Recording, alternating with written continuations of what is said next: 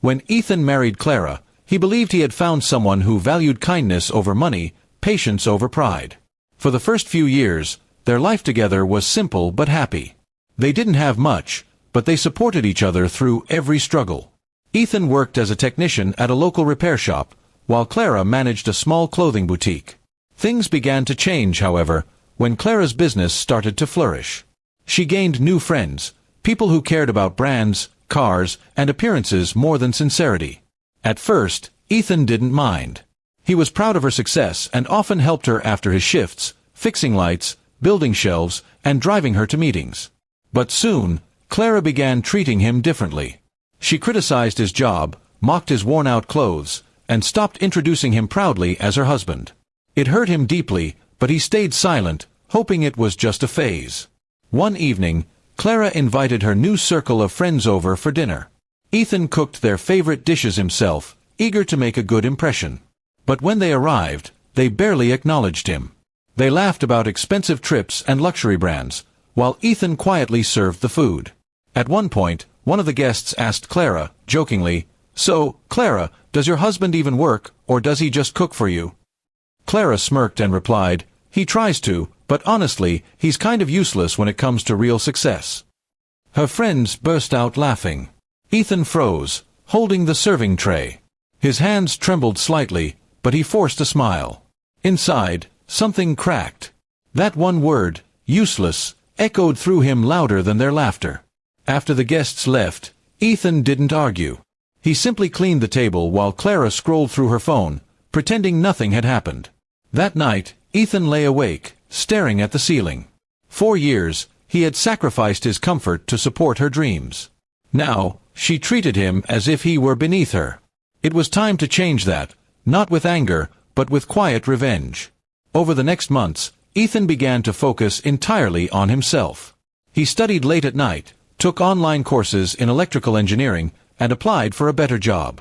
Clara barely noticed. She was too busy hosting parties and attending fashion events. When Ethan received a job offer from a major company in another city, he didn't tell her immediately. He simply said he was going for a short training program. While Ethan was away, he worked hard, impressing his new managers with his skill and dedication. Within a year, he rose through the ranks and was offered a senior position, with a salary far beyond what he ever imagined. Meanwhile, Clara's boutique faced problems. Her spending habits outpaced her profits, and her so-called friends began drifting away when the money slowed. One day, Ethan returned home unannounced. Clara was sitting on the couch, stressed and frustrated. She looked surprised to see him well-dressed and confident, carrying a briefcase. "Where have you been?" she asked coldly. Ethan smiled slightly. "Working. Turns out, the useless guy learned a few useful things." She frowned, not fully understanding what he meant. Ethan then explained everything: his promotion, his new apartment in the city, and his decision to move there permanently. "You mocked me in front of your friends," he said calmly.